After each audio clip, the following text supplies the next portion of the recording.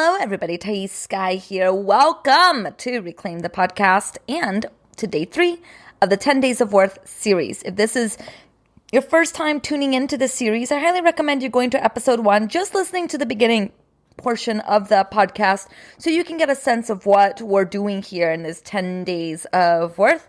But they're not secular, so you don't have to necessarily listen to episode 1 and then episode 2 to really get the most out of episode 3. You really can pick and choose the episodes that resonate most with you. I'm absolutely having so much fun sharing these 10 days of worth with you, these audios that come from a Facebook Live series I did called 21 Days of Worth. I'm really enjoying this, and I'm getting so many messages from you all saying that you are enjoying this too. And one of my favorite things is to get messages from participants of Worthy Women Rise, my signature group program. It's so fun to hear from them. I lead this program twice a year. It initially started as a 3-month program. Now it's a 5-month program. And so I develop quite a close relationship to these women.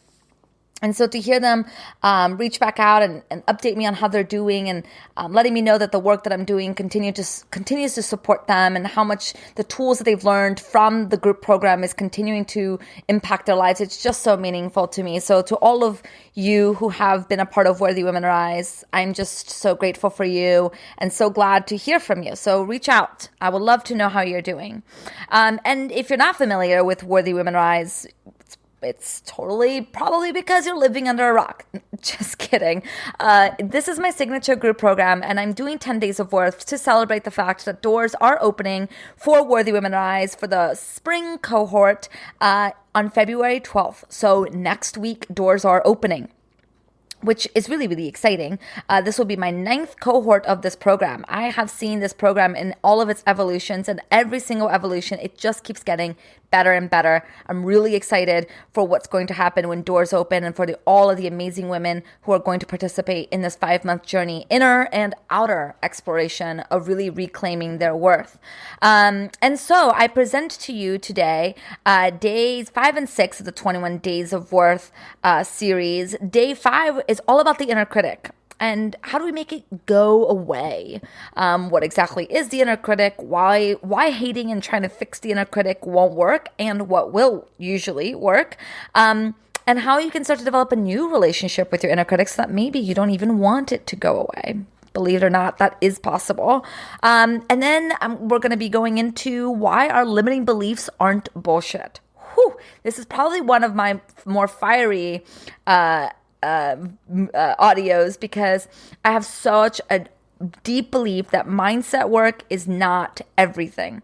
And so I share principles as a foundation for everything in my work and the way that I operate, why mindset work won't eradicate your limiting beliefs. And hey, if you have been struggling with mindset work, if you've been telling yourself, I am worthy, I'm worthy, I am worthy, and you're still not feeling worthy, you're not alone. You're actually the majority of us. And so I'm going to talk about what we can do about it and what can be true for all of us. Okay? So I'm looking forward to hearing how this day resonates with you. So please reach out to me on Instagram at I am Thais Sky. Give me all the scoop of how this is landing for you. I love hearing from you. And let's get into it.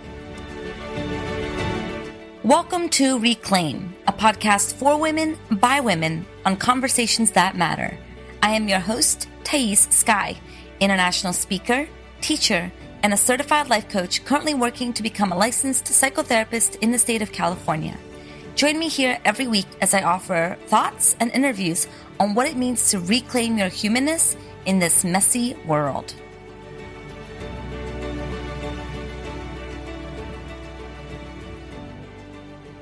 Today, we're going to talk about the fucking inner critic. We're going to talk about the inner critic. So this is something that came up at the workshop last night. We were talking about creating goals and resolutions and intentions for the new year. And the topic of, well, what about the inner critic came up because this is such an important conversation when we're talking about worth, because in all of the voices in our heads, out of all of the variations of things that we hear in our heads, the inner critic is the one that hands down most contributes to our feelings of inadequacy and unworthiness. So I want to break down a little bit about what is this inner critic and what can we do to make it go away. And that's such a misleading statement, because you'll see. The inner critic. What the fuck is the inner critic? We talked yesterday a little bit about the idealized self-image. Now, the idealized self-image is a whole construct that we will explore a little bit in chunks throughout the next 21 days. Well, not 21 days, 16 days now. We're going to talk a little bit more about the idealized self-image every single day. I mean, this is such an important construct because this is something that we've all internalized. You know, when we're little, unhappiness and confidence goes hands in hand. And so we believe that if we develop an idealized version of ourselves, a mask that we wear to the world, that will ensure our happiness, and then we'll feel confident, and then we'll be able to do what we want to do in the world. So our idealized self-image is what we ideally want to be. Okay, it is the mask that we believe that if we put on, we are going to receive the validation, love, acceptance, and happiness that we crave. And everybody's idealized self-image looks differently. Everybody's idealized self-image in some ways aligns with the patriarchal narrative of women, but also not. It can be very specific to you, and it changes. Which is what's the challenging part, is that it changes. One day, your idealized self-image may ask you to do one thing, and the next day, your idealized self-image may ask you to do another thing. So you can see how right there, we are going to have a hard time with our worthiness wound, because who we think we should be to reach happiness changes all the time. And so, of course, we're constantly chasing something that changes, and that doesn't give us happiness ultimately anyway. But anyway, okay, so we have our idealized self-image, and then we have where we are. And where we are is obviously, you know, a place that's broken and feels inadequate and feels like we're not anywhere close to achieving our dreams because we're not yet making our $1 billion, and we're not a size -10, and we don't have the perfect partner. And so where we are is obviously not okay. And so that gap between where you want to be and where you are creates a problem in our psyche. And so the role of the inner critic is to close that gap. At least that's the role that we've given the inner critic, is to close that gap. Now, what is the inner critic? Well, the inner critic is that voice inside your head telling you that how you need to improve and how you need to be in order for you to become your most idealized self. Here's the interesting part. We all have a divine spark. We all have this highest space within us, this highest vibrational place, if you want to call it that, or a higher self, or a God self within us. Again, whatever name sparks your interest. I love to think about it as a divine spark. Our divine spark propels us to better ourselves, propels us to improve our lives, propels us to be the best version of ourselves. So we've always had this desire to better ourselves. And that's why the idea of bettering ourselves isn't inherently bad. We're allowed, just as the universe is constantly expanding, so is our desires for ourselves. And in many religions, we were taught that desires are bad, but that's actually not true. It's just developing a relationship with desires where we're not feeding into our idealized image that's imperative. Okay, so we have this divine spark that drives us to do our very best. And then we have our inner critic, and our inner critic tries so hard to help us. It tries so hard to help us navigate and become our best selves, but our inner critic doesn't know what the fuck it's doing either. Because really, our inner critic is that little kid inside of us. So it doesn't really know either. And so when we think about our inner critic, think about it as the little person within you, the little girl, the little guy within you who's trying to propel you, to trying to be the facilitator for your higher spark. It's just over the years, I should say, not centuries, over the years, we've internalized a lot of voices from our culture and from our parents and our caregivers and our teachers for how we should improve ourselves. That isn't always the most helpful. So sometimes you'll notice when the inner critic comes up, the voice of the inner critic is similar to the voice that you've experienced in childhood. So, if you make a mess, if you mess up, notice what the voice is telling you. Odds are it's probably very much aligned to a caregiver's voice or to the voice of someone that took care of you. Yeah. So the inner critic is trying really, really hard to support us, to help us facilitate the divine spark. And so when we become at war with our inner critic, because our inner critic, we feel, is driving our worthiness wound, which it is, because our inner critic doesn't know how to help us. It has the best intentions, but it doesn't know how to manifest those intentions. And so then we believe, because we're not taught any better, that the solution is to be at war with our inner critic. The solution is to hate ourselves and to hate the inner critic and to go in a complete spiral about how bad and broken we are, not only because we feel bad and broken, but also because of the inner critic, right? It's that second arrow that is very talked about in the Buddhist tradition. The first arrow is the mistake you made. The second arrow is the shame and the judgment and the guilt that you have about the mistake that you made. And it's that second arrow that tends to hurt us the most. So it is going at war with the inner critic that is hurting us more than the inner critic. The inner critic is just misguided. The inner critic just needs to be educated. The inner critic just needs a role. It needs to be given a role, and it needs to be given a place. And once you give it that place, once you give it that role, it's actually going to support you and help you become a facilitator for the higher spark that is within you, as opposed to a facilitator to your idealized self-image. So there's many, many things that we need to be doing to aid in our desire to befriend and tend the inner critic. First, we've got to check our idealized self-image, and we got to check the ways that we believe that our idealized self-image gives us happiness. And this is some deeper inner work. We also have to look at the ways that we feel like we're deficient now, and that we feel and we truly believe that we are broken now. And we're going to talk about limiting beliefs tomorrow. And then we got to look at the role that we've been giving the inner critic. And let me tell you what. How do you make your inner critic go away? By fending it and fending and tending to it. That's it. It's not difficult, but it's not easy, because it goes against everything that we've been taught. It's interesting, the war on terrorism. Ever since we decided to go on war, to be in war with terrorism has increased something like 600%. The minute we decided to go on war of drugs, drug use increased infinitesimally. The minute you decide to go on war with something, you're giving it power. And so the minute we decide that we need to go at war with our inner critic because we're enlightened and spiritual beings and our inner critic shouldn't exist and the inner critic is stupid and it's making us feel like shit, and the more we go at war with it, the more we're giving it power, the more it's going to augment, because we're not actually trusting in it. So when we're talking about how to trust ourselves, it's got to start by looking at the places where this trust has manifested, and start to tend to those spaces. Change your relationship with those spaces. When we stop being at war with ourselves, we'll stop being at war with things outside of ourselves. We stop pushing things away. The inner critic is not the bad guy. The inner critic is not your enemy.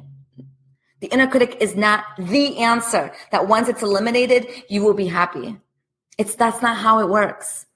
By pushing things away, you drive your unhappiness. You see that? So the work here is to invite it in. Notice when the voice of the worthiness wound comes up, notice what it has to say to you. Don't push it away. Don't try to diminish it. Don't try to call it stupid. Of course, you don't want the inner critic to be driving your car, but you also don't want to push it out of your car, because then it's going to actually drive everything you do. As we talked about before, whatever you ignore has the power. Okay. So I hope this serves you as you marinate over this today. I want you to start to really notice the voice of your inner critic. I want you to start to really, if you'd like to do a journaling experience, that may be fun, to really journal. What is your inner critic telling you? What is that voice? What is it saying? What is we talked about yesterday, what is your idealized self-image, right? Start to notice like that gap and the desire that the inner critic has to drive you towards your divine spark. It's just a little misconstrued, and we can do something about that. Yeah. And we can get to a place where the inner critic is actually just serves as a friend to us and just gently guides us to bettering ourselves without annihilating ourselves. Because that is possible. That is absolutely possible. We can admit that we made a mistake. We can admit that we want to do better without also that meaning that we are broken and that we are bad. And it's that developing that new foundation that's going to allow us to truly express ourselves out into the world unapologetically. But while we're continuing to engage in a war within ourselves, it's going to be very hard for us to trust our instincts, for us to trust our intuition, for us to trust the vehicle that is this physical body, right? It's very hard to trust ourselves when we're at war with ourselves. So we've got to start there.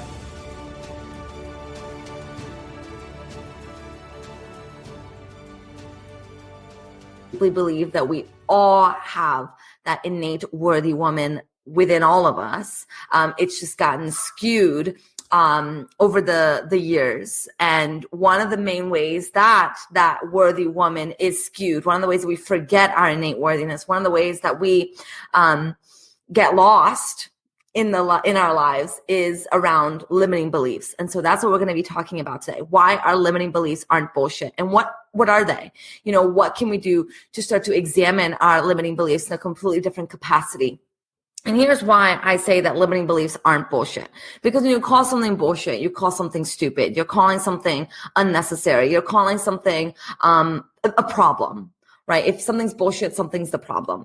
And when we're talking about our inner lives, our inner psychology, well, there's no outer psychology, so just psychology. When we're talking about our psychology and we call something bullshit, what you're saying is that there's no inherent value in that thing. And I know that feels very tempting to say around some of our more challenging limiting beliefs, especially when we can see that these belief systems are preventing us from achieving what we want or getting what we want. It's very easy to say, if I had abundance mindset and I truly believed in myself, then I would be a billionaire by now. And so obviously this limiting belief that I am not deserving of making $1 billion, that's the problem. That's bullshit. And I need to overcome that bullshit limiting belief. And once I do, I'm going to make the billions of dollars, right? So you can see that inherently what we're doing here is we're fighting with ourselves. We're fighting with the belief system that we carry. And while I know that it's very, sexy to call our limiting beliefs bullshit, and it gets some of our anger and frustration out. What is the cost of that, right? The cost is that we're taking it out on ourselves. And whenever we take something out on ourselves, the only ones who punish really are ourselves and possibly our community, if depending on how we're punishing ourselves. And when we punish ourselves, when we become at war with a part of who we are, even at the sake of wanting to achieve our dreams, I don't see how that's ultimately beneficial to our well-being. So I propose something radically different. And this is how I work with all of my clients in all of my programs. This is one of the core fundamental beliefs I carry in my business, which is that there's a positive intention underneath every behavior, underneath every thought process, underneath every belief system. And by positive intention, I just mean that in order for that system, that belief system to have developed, there was a need for it. There was a need for it. And it may be a skewed need. And now in adulthood, it may be a need that is no longer necessary. But at some point, you needed that limiting belief to support you, protect you, keep you safe, keep you thriving, keep you in a survival space. So if now we want to shift that limiting belief, instead of fighting it, we have to understand it. Yeah? We have to understand why it's here. We have to understand, how did it protect you? At what point was it necessary? And then once we can uncover that, once we can uncover the deep feeling of fears and unsafety that our little girl has, that has developed this limiting belief, then we can start to debunk it. Then we can start to shift it. But if we're just working on our mindset and we're not actually dealing with the deeper unconscious psychological need for that belief system, you're literally just fighting yourself. You become like a crazy person, constantly battling yourself.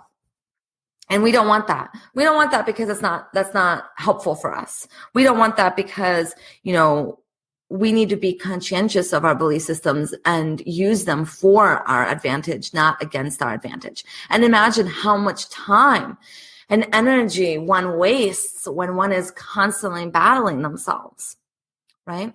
So this is something that I want you to keep in the back of your mind today, this weekend, as you're thinking about what you want for your 2018, what you want for your upcoming month, what you want for your life. As you're thinking about how would your ideal relationship be? How would your ideal relationship be with yourself and with your family, whatever? When you're thinking about your ideals and you start to think about the belief systems that are preventing you from getting to those ideals, when you notice yourself spiraling in the same type of pattern or self-sabotaging belief, when you notice yourself being extremely triggered and shutting down and completely collapsing, when you find yourself in a state of trauma and you can't seem to get out of it through your conscious mind, I want you to just, take note of that.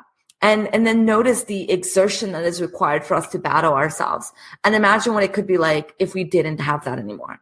Imagine what that would be like if you didn't spend all your time obsessing over how bad you are and how broken you are and how insignificant you are. Imagine instead we could be spending that time focusing on other things, focusing on things that you want and moving towards those things. Yeah. The way I like to think of it is like a pipeline that has lots of holes in it. And all those holes are not the actual limiting belief. All those holes are the ways that we believe that we should be something that we're not. And so imagine that water going through that pipe. It's not going to arrive at its destination at full strength, right? It's not going to arrive at its destination at full strength because there's so much spillage. There's so much leakage. But we want to tighten up that pipeline. And we tighten up that pipeline by first observing all of the ways in which we have a propensity to want to hate ourselves or want to diminish ourselves or want to judge where we are. And instead, we bring that kindness inward. The number one principle that I teach above anything else I truly believe in is that we will be supported and we will be able to come home to ourselves and we'll feel a deeper landing in our bodies by starting to get curious about why we do what we do instead of judgmental about why we do what we do.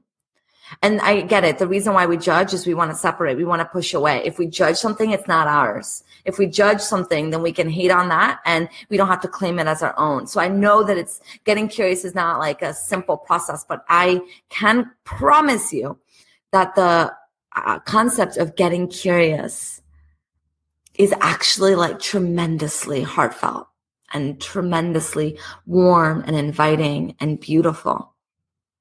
Can we practice diminishing our need to judge and instead step kindly into a place of getting curious?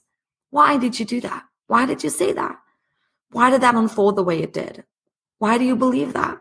Where does that come from? Like, get curious about your life. Don't just judge it and hate it and wish it were something different. Inviting that gentleness, that curiosity of, and why is that? How had this served me in the past? What would I like instead? How can I invite more kindness and gentleness towards that part of myself that still needs that belief system in order for it to feel like it can survive? Getting curious is everything. And I have found again and again and again that when you bring that curiosity inward, when you can get that gentleness, things change at a faster rate. You befriend yourself, and in that befriending and that tending, you enjoy who you are. You're not in a constant battle. You're able to show up for yourself in a bigger way. Then you're able to go after what you want. There's a congruency in your heart. In that congruency, things flourish. And mostly, you're now able to have, because you have set that foundation, you're now able to deal with the challenges of the world without letting everything buckle you, collapse you, drain you. You don't spiral because of every challenge. And that's what I want. What I really want to create within women is fortitude, resilience. I'm not here to promise you'll make $1 billion. I can't promise that. I can't promise you that you'll achieve your dreams, because how many people have passed away without achieving their dreams? I'm not here to shame or blame or say that, you can have everything that you want, when I don't know if that's true. But what I do know is true is that we can absolutely develop a new relationship with ourselves. And in that shift, we start to open up to life in a deeper way. We actually find a deeper, profound experience of life. And I don't know, I feel like that's much more worthwhile. That just may be me. But I find that to be much more worthwhile because I've achieved some of my goals. I've made the money I wanted to make. I've done the things I wanted to do. And yet I'm still with myself. Those things didn't take away my pain. In fact, in many ways, they can augment it, right? We got to find a way to deal with what we are. And that is, I think, the most worthwhile pursuit, because that integrated wholeness is what's going to create radical change on this planet. And that gets me really excited. That vision for me is the sovereign woman and what she's capable of. And that vision is just super inspiring.